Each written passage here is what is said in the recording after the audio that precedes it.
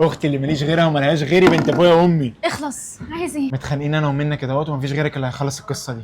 منا ماشي يا عمر، انت عارف ان مفيش اليومين دول حاجه ببلاش. ماديه حقيره، بس انت عارفه ان احنا بقى في اخر الشهر بقى، مشي الدنيا معايا. والله اخر الشهر اول الشهر انا ماليش دعوه، اتصرف. هتصرف. اتصرف. ماشي، عايزه ايه؟ بص يا عمر، انا عايزه حاجه بسيطه، ابسط حاجه يعني، انت عارف اختك يعني مش اكيله، فاهم؟ بس لو فطيره صدق كده زياده جبنه ومعاها بسطرمه، يعني فطيره تاني بسطرمه، فاهم؟ وحلو بقى لو جبنه حلو يبقى حلوه قوي. كل دوت واي حاجه تتاكل؟ اخس. حاجه بسيطه. اخس على الاخوات، اما لو ما كناش اخوات كنا هناكل في بعض. عامه هروح بسرعه واجي انا. حسبي الله ونعم الوكيل، كل ده عشان تصلحين عليها.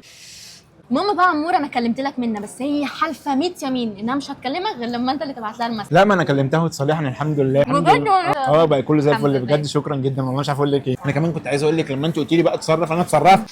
في بقى كانت علبه كده هو تحت ظرفه النيش لونها بامبي، كانت مليانه صابون. لا ده مش صابون، ده غسول. مش هتفرق، ما كلها صابون، فاهمه حاجه؟ نزلت انا عم محمد حلاق وبعتها له، قال لي ايه ده يا ابني دي غاليه قوي. قلت له مش مهم، كده كده امي مش بتستعملها اساسا. بس بقى راح واخدها مني ب 300 جنيه ورحت جايب بيها الاكل ده كله من عند عمي شلتت.